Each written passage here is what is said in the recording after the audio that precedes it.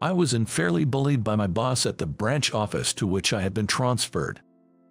I was blamed for someone else's mistake and even had coffee splashed on me. But then, a change came my way. After finishing the review of the last document I had written, I stretched my arms wide.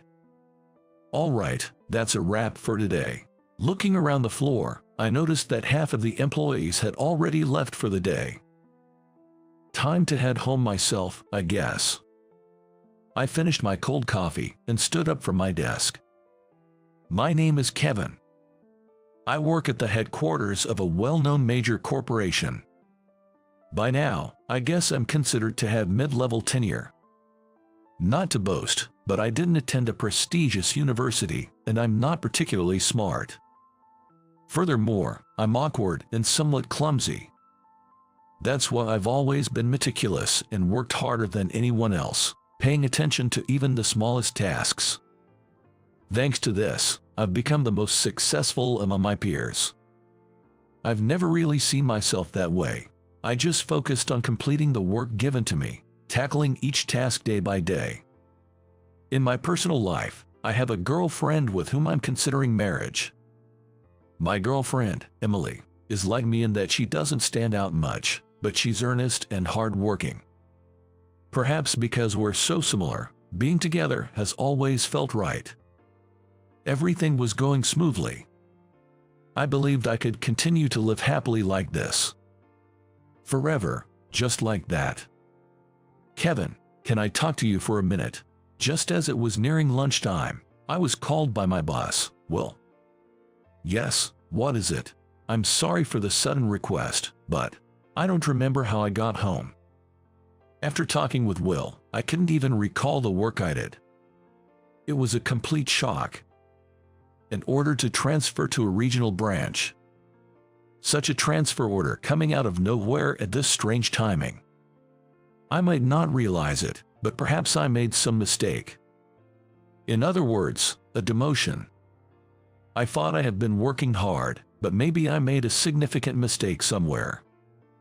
A mistake serious enough to impact a company. I didn't have the courage to verify it. I was afraid to face it and risk getting fired. No use dwelling on it, let's do our best, I told myself as I packed my things. I'm Kevin, transferred from headquarters. Nice to meet you. On my first day, my new boss, Max, looked me over with a smirk, saying, "Ah, so you're the guy, Kevin, huh?" I involuntarily shuddered at Max's off-putting demeanor. "Kevin, please use this desk over here." A young-looking female employee guided me to my desk. I slowly looked over the floor. Aside from Max, everyone else seemed like kind-hearted employees. That only made Max's unsettling presence stand out even more. Ah, I have to deal with this guy as my boss now. Just the thought made my stomach churn. "Hey, Kevin." Max began calling me over for every little thing, constantly complaining and grumbling. Max started yelling about problems that were unrelated to me, leading one of the colleagues, fed up, to intervene and clarify, "That's not Kevin's fault. He wasn't responsible for those documents." Then Max turned to me with a contemptuous look and remarked, "Oh, quite the ladies' man, aren't you? Already got the women defending you." It was at that moment I truly felt anger boiling within me. "Don't worry about it, Kevin. Will is just envious because you're from headquarters, and a seasoned employee confided in me." I have known that transfers from headquarters often face this kind of underhanded harassment. I used to regard male jealousy as more contemptible than female jealousy, as if it were someone else's issue. Hey, if you're encountering such hostility, maybe you should consider leaving. I found myself venting to Emily during our conversation. That's not an option. I'm concerned. I fear the stress might take a toll on Kev, Emily voiced, her tone laced with worry. It's all right, but if this continues, leaving might be on the table, so don't fret too much, I reassured Emily, and myself too. In an environment where a superior unjustly targets their staff based on personal biases, the outcome is often predictable. Something is bound to happen if I go. But the thought of running away here is also frustrating. It feels like losing to Max. Just thinking about how he would act if I quit makes my blood boil. If I'm going to quit, I might as well give him a piece of my mind first. I made up my mind, determined not to lose to someone like him. The reason for my transfer remained a mystery. However, I was determined not to succumb to despair or abandon my duties. Then Max challenged, "Hey, can you secure this deal?" His probing look was evident. "Show us what you're made of, Kevin," Max taunted, his sneer deeply unsettling. "Understood. I'll give it my best shot." Regaining my composure, I contacted the client to schedule the business meeting. As I methodically tackled my tasks, I thought I caught a glimpse of Max's displeased expression, but I dismissed the thought and focused on my work. The following day, I arrived at the client's location at the appointed time. However, I was met with an unexpected response at the reception. "You've missed your scheduled time," they informed me. That seemed impossible. Despite my insistence, I was told they had another engagement and couldn't meet with me, forcing me to return to the office. Throughout the return journey, I continuously checked my planner. Certainly on time for the appointment. Why? Could I have misunderstood? No, it's not. I checked and they checked too. Where did I go wrong? The source of the error remained elusive. Back at the office, bewildered, I had to face the reality that the deal had fallen through. Reporting this was inevitable. Upon my arrival, Max inquired, "You sealed the deal, of course." His tone, dripping with sarcasm, made me pause, but I knew concealing the truth was futile. The issue was, as I recounted the events, Max's reprimand was disproportionately loud. "Big talk, yet you botched the timing. Such an error is inexcusable for someone not new to this. Do you think you can afford to slack off just because this is a branch office?" Max's harsh scolding halted everyone in the office in their tracks. "No, I didn't get the time wrong," I started to say when suddenly, he threw the coffee from his cup at me. Still talking back, "Huh, you think you can mock me?" Max stood up, looking like he was about to grab me. Just then, sorry to interrupt, but an elderly man entered. I had no idea at that moment that this man would come to my rescue. As I wiped myself off with a towel that Anna quickly brought me, I listened to the man's words. "Here's my business card," he said. I glanced at the business card he handed to Max. Max's attitude changed instantly. He turned pale. The man came over to me and said with a kind smile, "Nice to meet you. I'm Abel. You must be Kevin." I clasped his hand and apologized. "I'm terribly sorry for the inconvenience caused by my tardiness today. It was truly inexcusable." "Please, don't worry. The change in time was my request. I thought my staff had informed your boss, Max." As he said this, President Abel gave Max a sharp look. Max, with a barely audible voice, looked down. "Kevin, I've been aware of your work since you were at the headquarters. I always thought of you as someone who makes sure to communicate even the smallest changes, a person capable of detailed negotiations. I was looking forward to meeting you when I heard you would be handling this," he said with a warm smile. I felt a bit embarrassed. "Max, what is this about?" It seems Kevin wasn't aware of the time change. Is this some sort of harassment against Kevin, who came from the headquarters to cause inconvenience to the company just to harass someone? What were you thinking? President Abel questioned Max in a calm yet firm tone. "No, I didn't mean to. I just forgot to pass on the message." At Max's words, everyone in the room looked up. "So, you're saying you blamed me for your own communication error?" I asked, barely able to get the words out. Max, still looking down, didn't respond. While everyone was focused on Max, President Abel said, "Kevin, if it's all right with you, I would like to have a word again," lightening the tense atmosphere. Later, I was given another chance to present, and I was more pleased about getting time from President Abel than the outcome itself. Feeling lighter on my way back to the office, I received a call from President Abel himself, offering me a job. "Yes," I exclaimed without thinking. Catching myself, I quickly looked around. It was a relief. A huge relief. That was all I could think of. I didn't care if my reputation suffered. I could always work hard again. But I didn't want to be the reason the company suffered due to my mistakes. It was truly a relief. I need to get back to the office quickly and report this. Trying to contain my excitement, I hurried back to the company. "The deal is closed," I announced. Applause broke out. "Congratulations. That's great." I was greeted with congratulatory messages from everyone. Then, I realized Max wasn't at his desk. "Where's Max?" Everyone exchanged glances. "He's been demoted. Transferred to a remote location," someone informed me. I was surprised. When you anger President Abel, this is the inevitable outcome. Everyone was talking, chuckling wryly. Anna was appointed as Max's successor. Quiet and unassuming, she always had a knack for supporting everyone subtly. I later found out that she couldn't get promoted due to Max's presence. Max's demotion was heavily influenced by President Abel's decision. Realizing the magnitude of President Abel's influence, I shuddered at the thought of what could have happened if I had been wrongly accused of missing the appointment. Being favored by someone as influential as President Abel means you are really exceptional, Kevin, Anna said with a gentle smile. Feeling somewhat embarrassed, I just smiled and shrugged it off.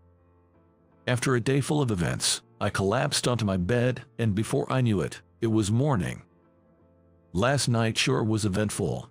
Sipping my coffee, I found myself muttering involuntarily. As I arrived at the office, I immediately noticed the distinctly calm atmosphere, a stark contrast to what had been before. When the leadership changes, the atmosphere changes too. Lost in these thoughts, I received a phone call. It was Will, my supervisor, from the time I was at the headquarters. "How about coming back here soon?" he asked. It was during a lunch break when I called him back that I first learned the truth. It turned out I wasn't demoted. Instead, I was transferred to gain experience in regional operations, deemed necessary for my future at the company. "You are considered a promising talent for the future," Will said. I thought I had been demoted for messing something up. Feeling deflated and speaking in a drained voice, I heard Will apologize. Sorry, I couldn't really go into details. My bad." I didn't miss the laughter in his voice as he said that. "When can you return?" he asked. I hesitated for a moment. "Can I have some time, please?" I asked. It wasn't a demotion. That was a huge relief for me. Sure, I had the desire to return to the headquarters. If I went back now, I'd probably get a promotion. But for some reason, I couldn't genuinely feel happy about it. The headquarters, in a way, must always be in a state of perfection. It's that kind of place. I believe striving for that is something to be proud of. But what about the branch office where I am now? What's the situation there? With someone as incompetent as Max at the helm, I couldn't help but wonder if this branch was in a worse state than others. What was its current state? Driven by an irresistible urge, I hastily emailed a colleague at the headquarters. Sure enough, I skimmed through the list attached to the email. Our branch was close to the bottom among all branches. I had heard that soon after my transfer, Max had forced out employees who were more competent and likely to advance, to protect his own position. Indeed, Max's responsibility for putting his own pride ahead of the company's benefit was significant. But I also thought it problematic that the headquarters had been completely oblivious to such a state of affairs. The next day, I confided everything to Will. The fact that not a single capable employee was left. That the headquarters had been unaware of this until now. As someone who came from the headquarters and was supposed to return, I couldn't leave the branch in this condition. I wanted one more year. Could I not return to the headquarters after setting a clear path forward in that year? I knew I was being presumptuous. If the headquarters had written off this branch, they would tell me to come back immediately. It was a sort of gamble. "Can you give me some time? I'll talk to the higher-ups," Will said. "Please, and thank you." After hanging up, I let out a small sigh. 1 year, that's all. After a year, you are coming back to the headquarters. That's final, he said. 2 days later, Will called me. "Thank you so much." Right after hanging up, I went straight to Anna. "There's something I need to discuss with you." Anna was incredible from that moment on. She listened earnestly to what I had to say and asked me to work hard together. The next morning, she laid out the current situation of our branch to all employees without sugarcoating anything, and even disclosed that I had postponed my return to the headquarters for a year to try and turn things around. As the discussion progressed, I noticed the sparkle returning to everyone's eyes. Initially, they all had the look of dead fish in their eyes. Just coming to the office and leaving at closing time. That was all. That's why our performance never improved, and we were just barely surviving. After the morning assembly, some started revising documents. Others came up with proposals for clients. Some contacted previously rejected clients to secure business deals. Everyone began to take the initiative in whatever they could do. Seeing everyone like this was how it used to be in the beginning, Anna said nostalgically. "Yeah, everyone lost their motivation after that Max came," said Olivia, Anna's colleague, with a bitter expression. Anna later confided in me that when Olivia was young, she was very beautiful, and Max had been persistently pursuing her. But when Olivia got married, he started harassing her, yet the strong-willed Olivia decided, "I won't be defeated by someone like him," and stayed out of sheer stubbornness. "There's nothing stronger than a woman who's made up her mind," Anna said with a wry smile. "So, you are coming back soon, huh?" About 3 months before the promised day, when I was finally going to return to the headquarters, I told Emily. I thought Emily would understand, but it's natural to want me back sooner if there's a chance. Being told that by Emily was tough for me too. That's why I had been hiding it, feeling guilty. "Isn't there anything left for you to do there?"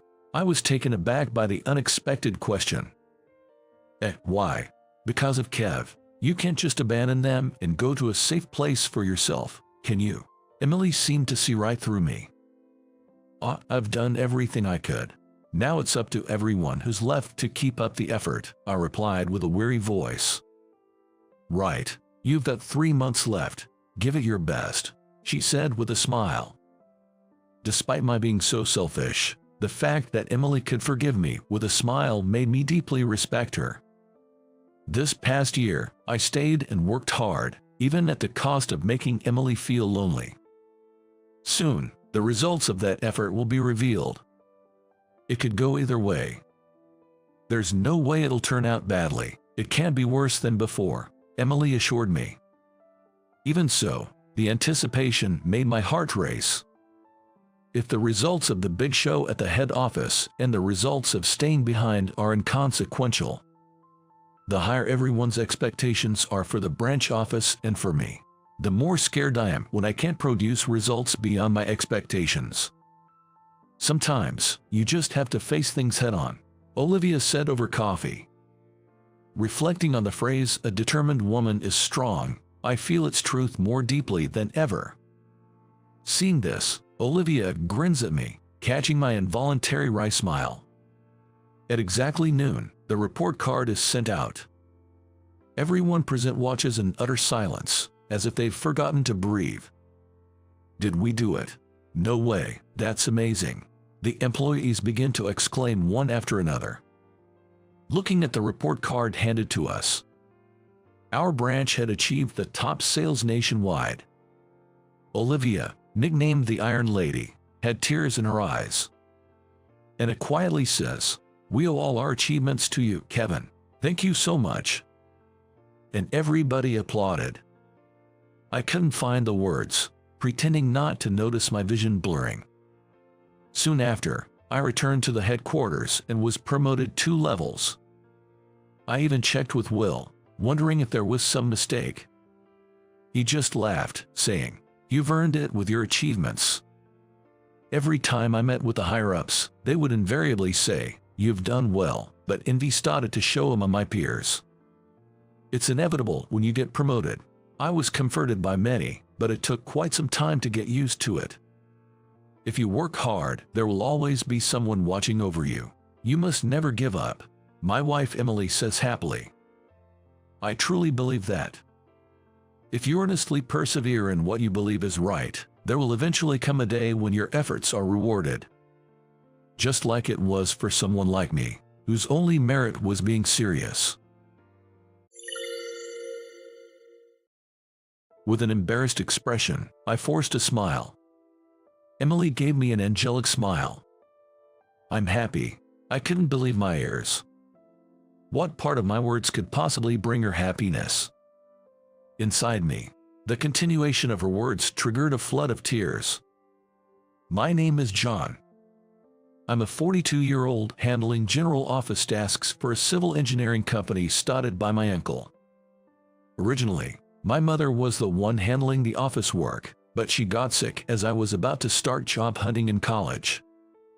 My uncle, who studied economics, offered me a job unsolicited, and suddenly, I found myself employed as an office worker in his company. Coming from a large family, I have many relatives. At that time, most employees were relatives, and although I was approached for a job, being more of an indoor person, I had always declined since the men were primarily field workers. Being hired for an office job was more than I could ask for. My uncle was generous, and the benefits were quite good. However, despite the increase in field workers, he did not hire more office staff, so I am still the only one, which is quite exhausting. And now, I am lying in a hospital bed.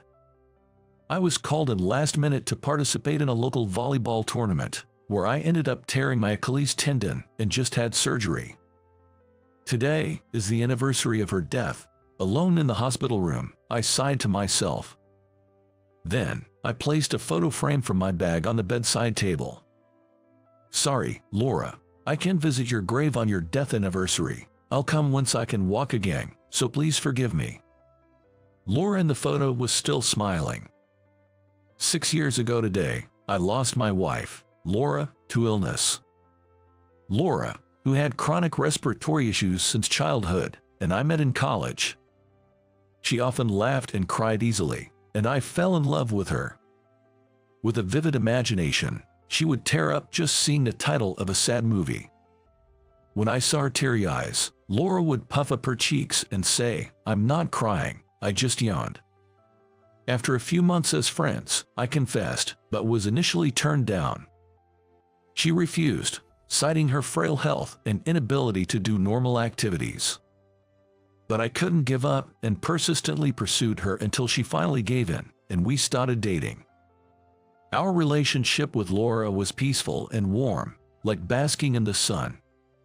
We couldn't do active dates like beach trips in summer or skiing in winter, but renting DVDs of our favorite shows and watching them at home. It was perfectly comfortable. When I proposed, she resisted even more intensely than when I asked her out. Especially the fact that she couldn't have children was a reason for her repeated refusals. But for me, it was all about wanting to be Laura's husband. It wasn't that I wanted to be a father to a child with Laura. I just wanted to be with her forever, so I wanted to marry her. It took a year of persistent persuasion with a ring in hand for Laura to finally give in. Our married life that we finally achieved was also very peaceful. She occasionally had episodes, but Laura's health was good, and I believed we could enjoy these tranquil times even as we grew old together. That's what I thought. Until 6 years ago today. When I returned home from work, the room was dark. I thought she might be out, but even when Laura went out, she made sure to be home by the time I returned. With a sense of foreboding, I rushed to the living room. Opening the door, I found Laura lying on the floor. Just lying down for a bit. Wow, is it already night? I fell asleep. I hoped for such words from Laura. But my instincts had already sensed it. That Laura would never wake up again. Lying in the hospital bed, I reminisced about the sudden parting with Laura, tears welling in my eyes. Even after 6 years, some wounds just don't heal. Again, I spoke to the photo of Laura. Has she arrived yet? She refers to a slightly plump woman, always wearing a mask and thick glasses, whom I meet every year on my wife's death anniversary at her grave. Laura's best friend. Her name was Emily. Even 6 years after my wife's passing, Emily visits the grave every year on the anniversary, and if she gets there before me, she cleans the grave spotlessly. If I arrive first and finish cleaning, she places flowers, lights incense sticks, and prays silently. Her dignified figure always seemed a bit charming to me. Every year we meet, we share a few memories of Laura. Her voice is clear and pleasant to listen to. Yet, despite her elegant praying pose, she always looks down when talking to me. Seems she has a complex about her appearance. I like that dignified figure of hers, though, after thinking this, I suddenly panic. I don't mean like in that way. I'm not trying to make a move on Laura's best friend. Sweating awkwardly, I make excuses to Laura's photo. I was hospitalized for 3 weeks. I could have been discharged a bit earlier, but having worked continuously, without a break, I wanted to rest a bit longer. Plus, this might prompt them to hire another office worker. I've been managing the office work alone. Being away for 3 weeks, they would have to hire someone, right? I had hoped for that, but then I got a call from my uncle saying, "We hired a temp while you were away." That news left me disappointed. I was told to expect calls or emails if there were any issues, but not once did I receive either. On my first day back, I arrived at the office early in the morning. Grateful that there was no communication about work, but also anxious. There was a chance that no work had progressed at all. I turned on the computer and checked the accounting software and other things. I was surprised. Despite not having handed over my work, everything was perfect. Even the parts I had loosely organized were sorted out. All the receipts, invoices, and quotes during my absence were filed separately, ensuring no mistakes. As I was impressed with the temp's work, the door opened behind me. The field workers were all gathering at the site today, so the person who opened the door had to be the temp. I turned around quickly to see who it was. There stood a slender, clean-looking beautiful woman with her hair tied back. As soon as I said, "Nice to meet you, I'm John, in charge of the office here. You're the temp, right? Well, I'm surprised. I was worried since I hadn't heard anything, but you've progressed the work so much." She seemed a bit shocked and only said "excuse me" before rushing off to the restroom. Did I bother her by blurting out everything as soon as she arrived? I stared blankly at the restroom door for a while, but then thought it's rude to stare at a ladies' restroom, so I refocused on the work. A few minutes later, the woman came out, dabbing her eyes with a handkerchief, and said, "I couldn't meet you because you were hospitalized." Confused, I waited for her to continue. "My name is Emily, you know, Laura's friend." Hearing this, my eyes widened in shock. "What? The person who visits Laura's grave every year?" My voice unintentionally got louder. Emily slightly looked down and nodded. "Wow, what a coincidence. I didn't notice at all. Have you lost weight?" I blurted out, surprised, as she had appeared a bit plump when we met at the grave. Seeing her remain silent, I realized I had said something quite insensitive. No, sorry. It's not right to comment on a woman's body shape, But hey, you're quite beautiful without the mask, aren't you? Trying to backtrack, I ended up saying something even more insensitive. It was only after the words left my mouth that I realized my mistake. As I fell silent, unable to utter another word, Emily murmured in a thin, clear voice, "It's just the makeup. It's all thanks to the makeup." Her makeup looked natural, not like it was solely responsible for her beauty, but I didn't press further. "Sorry about Laura's grave. This year too." Changing the subject, Emily dabbed her eyes with a handkerchief again. "Yes, I was surprised we didn't meet this year. Achilles tendon rupture must have been tough," she said, removing the handkerchief from her eyes. I was taken aback when I looked at her closely. She had a beauty spot in the same place as Laura.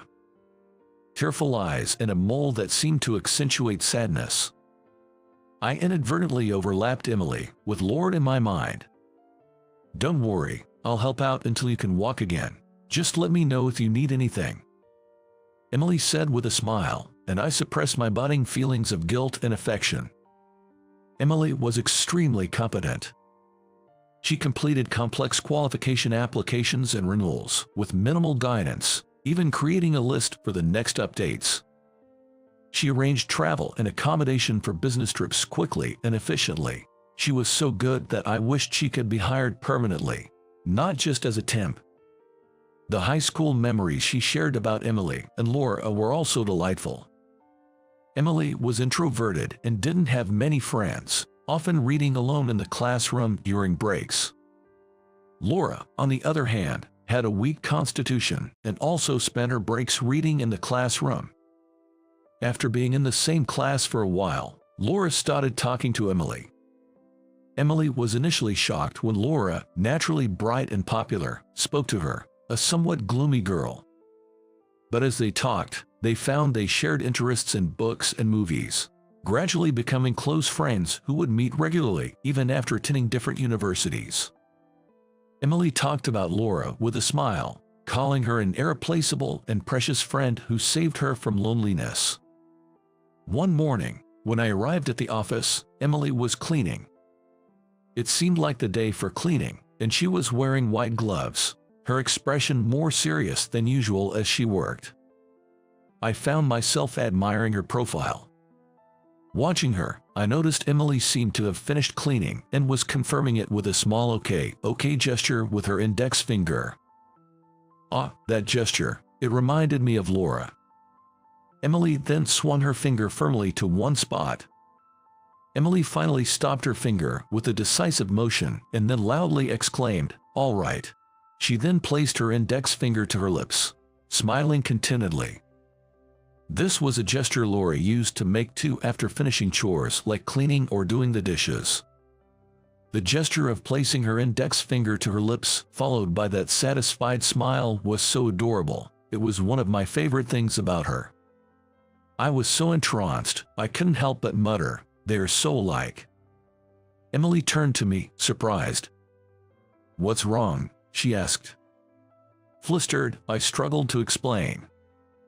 "No, I mean, Laura used to do the same thing." As I fumbled for words, Emily realized and exclaimed, "Oh, we used to synchronize that gesture in high school. After cleaning, we'd do that, look at each other, and it kind of became a habit." "Did Laura continue doing it?" As I nodded, Emily's face lit up with a refreshing smile. "Wow, Laura remembered it too. That's so nice to hear." "This is unfair." Emily, far from having a complex about her looks, was beautiful, with a cute smile. On top of that, she was competent at work and could bring Laura's memories to life in our conversations. As I spent days alone with her in the office, I gradually began to develop feelings for her. With a recent gesture, my feelings for Emily swayed greatly. But at the same time, I thought, it's disrespectful to Emily to see her as a replacement for Laura. Emily is Emily, not a substitute for Laura. The way she moved her index finger, her mole under the eye. I was just seeing Laura and Emily. Was I attracted to Emily? Or was it the glimpses of Laura in her that I longed for? Even pondering this felt disrespectful to Emily, and I couldn't let her find out about my possible feelings. In our office, just the two of us, such thoughts seemed inappropriate. To avoid such musings, I focused on my work. Days passed with me awkwardly navigating this one-sided turmoil. When one of our construction sites completed, a celebration party was organized. Emily and I found a casual bar for the occasion and planned to return to the office afterward. However, my uncle invited us both. "Come on, join us. Emily's coming too, right?" We were inevitably pulled into the party. About half of the employees on site were family members, so it was natural that the conversation turned to my remarriage. "Why don't you remarry, John? It's pathetic," was a typical comment. Why do relatives worry so much about their nephews' and nieces' marriages? During family gatherings, the conversation always turned to who was still unmarried or childless. Being the only single person in my family, I was an easy target. The best approach in these situations is to just let it go in one ear and out the other. That's what I've learned, and that's exactly what I did, letting my uncles and other relatives' jabs slide off me. Maybe my nonchalance frustrated him, as my uncle started to grumble. "Seriously, it's because you married a wife with a weak body. That's why you don't have kids, right? You should have married and had kids earlier." Just as I was about to retort, unable to let such a comment slide, a loud thump on the table echoed. The previously bustling banquet hall fell silent, everyone's attention drawn to the source of the sound. It was right beside me. There was Emily, hands pressed on the table, trembling. With her head down, Emily spoke. It's not like she chose to be frail. Her voice quivered with anger. Emily raised her head. Tears were brimming in her eyes. "You don't know anything about Laura. You don't know how much I loved her. Not being able to have children, that was the thing. The thing Laura was most concerned about. Don't talk about it so lightly here," Emily blurted out all at once, catching her breath. Then, she glared at my uncle, the president of the company. Pathetic. I've never met a man as wonderful as him. He never misses a visit to the grave every year. He can even share memories with a somber, plump woman like me with a smile. A man who can work well and treat everyone equally. How is he pathetic? As Emily finished shouting, to my surprise, scattered applause came from the crowd. Realizing what she had done, Emily's face turned bright red, and she quickly stood up and left the banquet. Stunned, I followed after Emily. Stepping out of the pub, I saw a glimpse of a white shirt in a narrow alley. There was Emily, crouched down. As I approached quietly, she reacted to my footsteps and pleaded without looking up, "Please don't come near, I'm sorry." "Thank you." As I softly muttered those words, Emily looked up. Tears were streaming down her face, and the handkerchief in her hand was completely soaked. "About Laura, you've said everything I wanted to say. I'm really thankful." I expressed my gratitude. Emily managed a slight smile on her lips. And then, I wondered, is it okay for me to reach out to her? And, thank you for standing up for me too, I said timidly. Emily smiled gently. "Laura told me, if I go first, please look after John. I'm glad I could keep that promise," she said. As she spoke, her face, still tear-streaked, lit up with a broad smile. Her gesture mirrored Laura's smile in the album. "This is hopeless," I thought, sighing and squatting down next to Emily. "I'm not that great, you know. Far from being honorable, I might be the worst," I muttered. When I murmured that, Emily turned to look at me. Her face, filled with a puzzled expression, was adorable. "I've realized that I've come to like you, Emily," I confessed, probably wearing a pitiful smile. Emily's face flushed, her eyes widened in surprise. Was she slightly pleased, or was it just my wishful thinking? But there I was, about to say something terrible. "I'm seeing Laura's shadow in you. The pointed finger check, your mole under the eye, and even that smile just now. Tears started to well up in my eyes. How cruel I was to say such things. I'm the worst, right? I said, trying to smile through my shame. To such a despicable man, Emily offered an angelic smile. I'm happy, she said. I couldn't believe my ears. How could she find anything to be happy about in what I just said? In me, you found a trace of Laura that makes me happy, she continued. I was overwhelmed with tears. Where else would one find such an angel? Emily's clear voice floated down to me as I sobbed. I've always liked you, John, she admitted. Shocked, I looked up to see her flustered. No, not like that. Not when you were married to Laura. I realized it later, probably first at Laura's funeral, she clarified. I remembered that funeral. I must have looked like the epitome of a pathetic man. I saw you crying so openly and thought, he truly loved Laura. I was envious of her, being loved so much, she said. That someone saw my weeping in such a light. I bowed my head again, wiping away the tears. I thought that was it, that we wouldn't meet again. I was so surprised the first time we unexpectedly met at the grave. As I spoke, Emily listened with a gentle voice enveloping me. Each year, just once. Meeting at the grave, my feelings would surge every time. But I had always kept a lid on those feelings, telling myself it wasn't right to fall for my best friend's husband. I wasn't pretty, and I was overweight. You were always kind to me. Even if we only talked once a year, I thought I shouldn't fall for you, she confessed. I shook my head. Sure, you were a bit chubbier then. I began but sensed her mood drop. But Emily, your dignified look when you prayed at the grave, it really got to me, I said. Her face turned a deeper shade of red. Each year, I was a bit taken with you, Emily, but it felt wrong, you know, falling for my wife's best friend. It seemed unfair to Laura. As I opened up, Emily stared at me intently. I feel like Laura is cheering for me from above, Emily shared. Curious about what she meant, I waited for her to continue. Isn't it amazing how we've met every year at the grave without planning? I never waited or arranged to meet you. It just happened, she explained. Indeed, that was true. Sometimes I visited in the morning, other times in the afternoon. And then, there was last year. Last year, I couldn't make it on the anniversary due to an unavoidable task, so I went a day later. I began. Emily picked up the thread of conversation. The next day, we met. I couldn't go that day because I felt unwell, so I postponed it to the next day. Right, that happened. We both had said, I thought we wouldn't meet this year.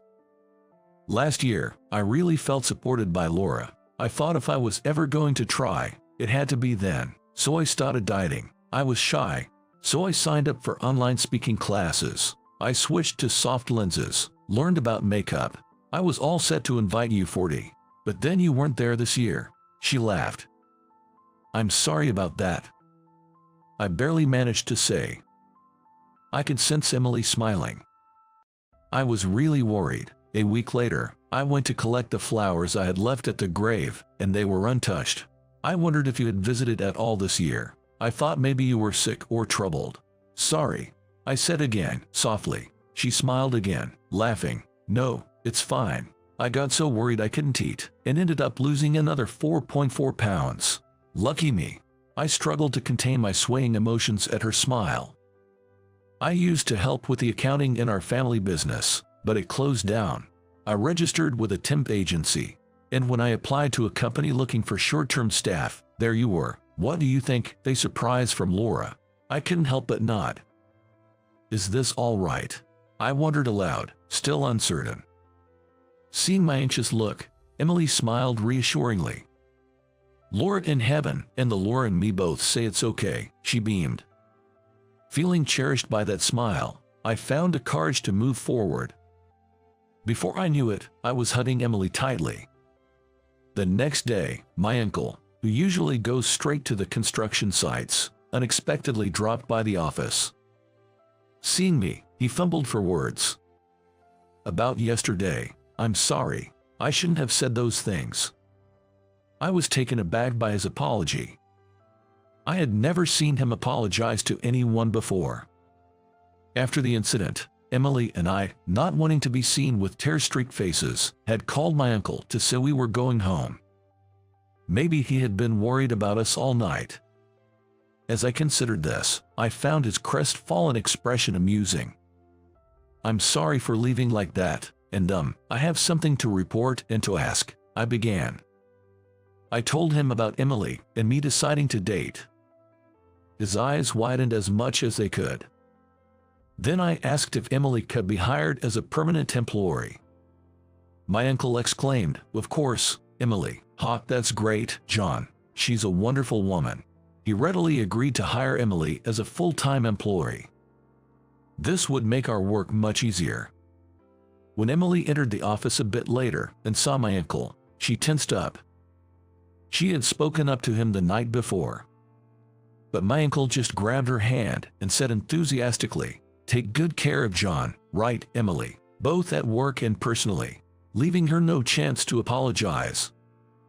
Though she didn't need to, in my opinion. A year later, Emily and I got married. Being with her, I discovered many similarities between her and Laura. From choosing tear-jerking movies in the cinema and saying, "I don't want to cry outside," to her way of reading a book on the sofa. Every time I found a bit of Laura in her, I felt a pang of guilt. Of course, there are many ways in which Emily and Laura differ. When we went to visit the church at New Year's, Laura, usually devout, didn't pray much in the crowd. But Emily stood tall, greeting the God with respect. Her poised demeanor captivated me, and I found myself admiring Emily's elegance. Other differences include her slightly reserved nature, her seriousness, and her slightly sweeter mashed potatoes, unlike Laura's. With every new aspect of Emily that I grew to love, I felt increasingly happy. Phew! She put down her pen and, with a grand gesture, swung her index finger, saying "all right," then placed it to her lips, smiling contentedly. In front of Emily was a mother-child health handbook. Recently, we had found out about Emily's pregnancy and received the handbook. She had just finished writing our names on the cover and took a moment to breathe. "Looking at the mother-child handbook really makes it feel real, doesn't it?" I said, gently stroking her belly. Emily looked a bit anxious. "I'm already 39. I need to take extra care," she said. Pregnancy at this age indeed comes with its worries. But still, it'll be okay. Laura would surely help us, I said, noticing a hint of melancholy on her face. "Laura's dream with John. I will carry it on. Yes, it will be fine. I'll make sure of it." Emily spoke, gazing out the window at the sky. Her expression was filled with compassion. I wrapped my arm around her shoulder. "Yeah, it'll be fine. I'll do everything I can too," I assured her. Together, we looked up at the sky. It was clear and blue, as if blessing our future.